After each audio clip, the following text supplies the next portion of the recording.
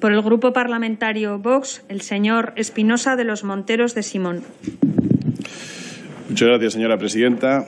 Buenos días, señor ministro. Bienvenido a esta comisión mixta para la Unión Europea del Congreso.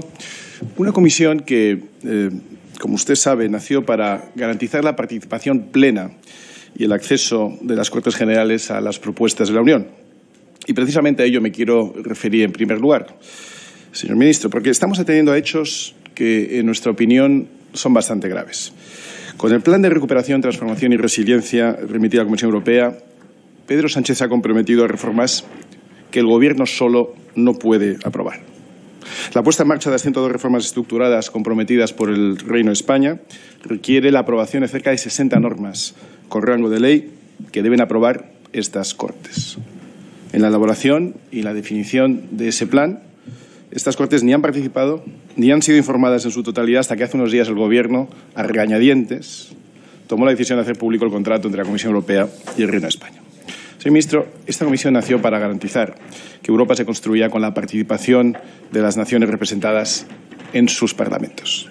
Ser euroexigente es exigir que se respeten los parlamentos soberanos de las naciones, y me temo que no se están respetando en esta ocasión. De todo lo que ha dicho, por cierto, de la Unión Europea, quiero felicitar especialmente por la labor de seguimiento y de planificación de la Secretaría General de la Unión Europea para la planificación de la presidencia española al segundo semestre de 2023, tiempo para el cual esperamos que haya habido ya un cambio de gobierno y podamos disfrutar de una presidencia en condiciones. En segundo lugar, me gustaría referirme al papel histórico del liderazgo en Europa, que creo que deberíamos estar desarrollando en Iberoamérica y que no estamos ejerciendo como país. Por cierto, hace usted referencia con frecuencia al término Latinoamérica, que es un término perfectamente aceptable, pero yo le sugiero, le invito a que utilice un poco más el término Hispanoamérica o Iberoamérica, porque esa es una manera de encuadrar mejor la relación histórica de España y Portugal con nuestros países hermanos. Señor ministro, ¿defiende este Gobierno al pueblo cubano o se ha convertido en el abogado castrista en Europa? No es una elección menor, señor ministro, porque de ella dependerá nuestra coherencia en política exterior, el cumplimiento de nuestra vocación de los derechos humanos. Oigo a veces a la izquierda hablar de derechos medioambientales, que está muy bien, pero por encima de eso están los derechos humanos en países hermanos como Cuba. Y nuestra defensa también de la libertad y de la democracia, valores supremos y universales. Y hasta ahora, señor ministro, me temo que siempre que han podido elegir, ustedes han elegido el lado de la dictadura castrista. Desde el principio, Pedro Sánchez ha actuado como un abogado de la dictadura castrista en Europa.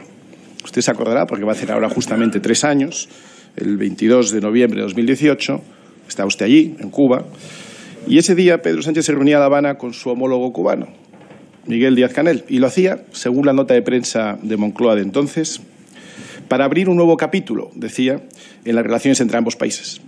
Aquella era una de las primeras visitas internacionales de Pedro Sánchez fuera de Europa, el primer viaje de un ejecutivo español, de un jefe de ejecutivo español a Cuba en los últimos 32 años y, lamentablemente, un espaldarazo al Gobierno cubano ante el mundo y, sobre todo, ante la Unión Europea, donde, como digo, deberíamos estar ejerciendo un liderazgo en el sentido inverso. Dijo Pedro Sánchez, era necesario romper el hielo, normalizar, hacer normal lo que es normal. Pero, señor ministro, por mucho que lo intenten, no van a poder nunca hacer normal lo que no es normal. No era ni es normal que los cubanos sigan sin poder expresar abiertamente sus ideas. No era ni es normal que no puedan asociarse libremente, que no puedan manifestarse, que no puedan formar partidos políticos, que no puedan tener sindicatos. No era ni es normal que los cubanos se les siga negando el derecho a tener negocios libremente. No era ni es normal que no puedan entrar a los hoteles a los que sí pueden acceder cientos de miles de turistas extranjeros todos los años. No era ni es normal que el régimen de La Habana mantenga cientos de presos políticos en las cárceles castristas con la única compañía de ratas y cucarachas, como han recordado en estos días los plantados, esos auténticos héroes de la resistencia que han estado visitando España. No era ni es normal que a los cubanos se les siga prohibiendo salir de la isla, que miles de ellos sigan muriendo ahogados, tratados de huir por el estrecho hacia la Florida. No era ni es normal que mientras los oligarcas del régimen acumulan fortunas en el exterior, los cubanos sigan obligados a vivir en la miseria. No era ni es normal que tras 60 años de dictadura comunista los cubanos sigan sin derecho a ejercer, señor ministro, las libertades y los derechos más básicos. Pero Pedro Sánchez declaró normal lo que no era normal. Su gobierno eligió avalar el régimen castrista criminal cubano en Europa. Evitó en aquel viaje reunirse con disidentes y representantes de la sociedad civil y eligió formar parte de esa gran farsa de apertura que nadie se cree. En Cuba, mientras tanto, han continuado las detenciones arbitrarias, los hostigamientos, los actos de repudio, pero el Gobierno de España permanece en silencio. En Cuba, el pasado mes de julio, el pueblo salió a la calle reclamando sus derechos y libertades. Eran reivindicaciones de un pueblo sometido que había perdido el miedo. Frente al socialismo o muerte, pedían patria y vida. Pero el Gobierno de Sánchez volvió a negarles el más mínimo reconocimiento. Y esta es la tercera. Ante las movilizaciones impulsadas el 15N por la plataforma Archipiélago, el régimen cubano ha desplegado su eficaz sistema represivo a lo largo y ancho de la isla, en La Habana, en Camagüey, en Santa Clara, en Guantánamo. Han tomado las calles, han enviado funcionarios del Partido Comunista para hacerse pasar por vecinos, han rodeado las viviendas de los líderes cívicos y han generado secuestros a plena luz del día. Pero ustedes continúan manteniéndose en una tibieza que no es sostenible, señor ministro, limitándose a pedir que devuelvan las credenciales a EFE mientras callan ante lo que para Reporteros Sin Fronteras sigue siendo la mayor prisión para periodistas del mundo. Señor ministro, durante más de 60 años, el régimen dictatorial comunista de Cuba no ha cesado en su empeño de someter, reprimir y silenciar a su propio pueblo. Pero no solo a su propio pueblo. El régimen cubano ha sido el cerebro y el principal impulsor del Foro Sao Paulo, que está fomentando la subversión, la violencia y los ataques a los derechos humanos y a la democracia en otras naciones hermanas iberoamericanas, y minando precisamente esas democracias en toda la iberosfera. Y es exactamente eso lo que estamos denunciando junto con cientos de líderes iberoamericanos a través de la Carta de Madrid. Pero Cuba continúa exportando su maquinaria totalitaria, sus métodos represivos, su agenda antidemocrática. Y no podemos permanecer callados, porque si no, señor ministro, se ha convertido en el gran valedor de un acuerdo de cooperación con Cuba que deja al margen cualquier diálogo con la Cuba no oficial. Ministro, hace unas semanas, Rosa María Payá, hija del líder fallecido en extrañas circunstancias, Osvaldo Payá, se dirigió al Parlamento Europeo para solicitar la suspensión del acuerdo de diálogo político y cooperación con Cuba. Dijo: no actuar en este momento es tender la mano al régimen. Y yo se lo reitero aquí, señor ministro, no den la espalda al pueblo cubano.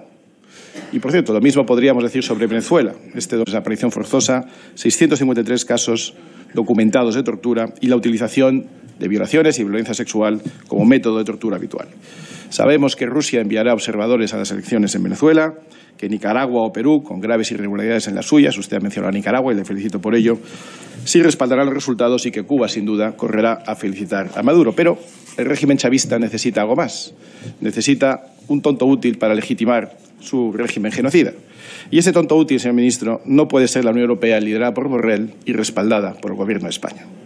El señor Borrell ha ignorado los informes de sus propios expertos que advertían que nosotros, dentro de la Unión Europea, señor ministro, como nación, debemos denunciar, y ustedes, como Gobierno, deben liderar la denuncia de estos regímenes totalitarios y de estas falsas elecciones.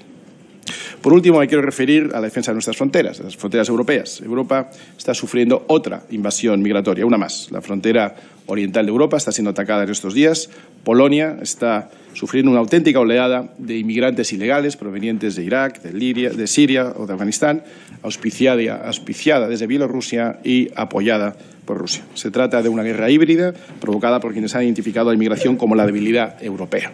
Ocurrió con Turquía en Grecia en 2015, con Marruecos en mayo de este año, que envió a 10.000 inmigrantes, muchos de ellos menores, a saltar la valla de Ceuta, y ahora con Bielorrusia en la frontera polaca. Es todo lo mismo. No podemos ceder ese chantaje, señor ministro, tenemos que ser firmes. Usted ha dicho que tenemos que ofrecer políticas de asilo, pero, señor ministro, ante naciones... ha concluido el tiempo establecido. Le ruego que concluya. Muchas gracias, señora presidenta. Concluyo. Concluyo diciendo que ante el desafío de naciones que nos lanzan en guerra híbrida a inmigrantes ilegales para mermar nuestras fronteras, no podemos ofrecer políticas de asilo, sino una política de fronteras seguras. Muchas gracias. Muchas gracias, señor Espinosa de los Monteros. Muchas gracias, señora presidenta. Señor ministro, ha dicho usted varias cosas interesantes, pero me centro. Ha dicho usted que es importante que entre todos diseñemos la Europa que queremos, que todos participemos, que todos entremos en esta conferencia sobre el futuro de Europa. Pero no es verdad. Ustedes no quieren que participe todo el mundo. Ustedes, de hecho, se han puesto de acuerdo con el Partido Popular, con Podemos, con el PNV, para excluir al tercer grupo de esta Cámara en esa conferencia. Si luego resulta que esa conferencia no cuenta con puntos de vista diferentes, pues no diga usted que quiere que todos participemos. Ustedes no quieren una visión alternativa y exigente a Europa. Ustedes lo que quieren es seguir liderando el consenso progre en Europa, y lo entiendo. Yo eso lo entiendo. Lo que no entiendo es por qué otros les están facilitando a ustedes ese camino. No entiendo por qué ese camino hacia la izquierda es tan agradable para algunos que lo transitan con tanta alegría. Pero, en fin, aceptar los demás progres, ya le digo yo que eso no es europeísta.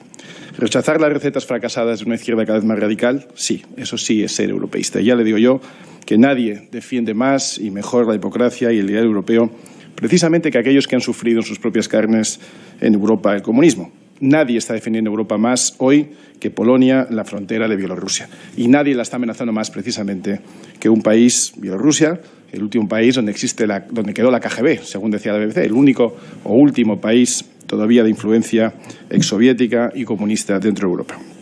El futuro de Europa es precisamente alejarse del comunismo y alejarse de la izquierda radical, un proceso que llevábamos constante desde 1945, pero que últimamente parece que nos estamos alejando de él. Y cuando el portavoz del PSOE se extraña de que dedique una parte de mi intervención ante el ministro de Asuntos Exteriores a un país comunista como Cuba, a mí lo que me sorprende es que usted le dedique cero en la semana del 15N, en la semana en la que los cubanos están intentando mostrar su protesta y su rechazo al régimen comunista.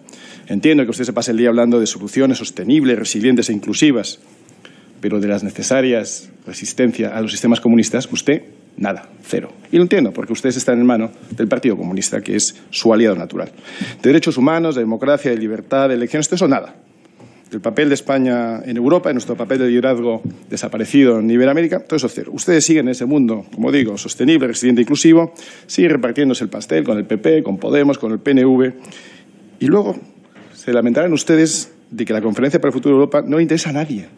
A nadie, está siendo un fracaso absoluto, precisamente porque lo llevan ustedes por un camino de absoluto concentración de ideas progres, y por ahí van a ir muy mal, porque cada vez les interesan menos. Mire, Glasgow, que tanto os gusta a ustedes, es un artificio. Cuba es una realidad. Bielorrusia es una realidad para todos esos europeos que están aguantando todavía las últimas embestidas del comunismo. Y aunque ustedes los ignoren, no se preocupen, porque los españoles muy pronto les van a hacer chocarse con la realidad. Muchas gracias.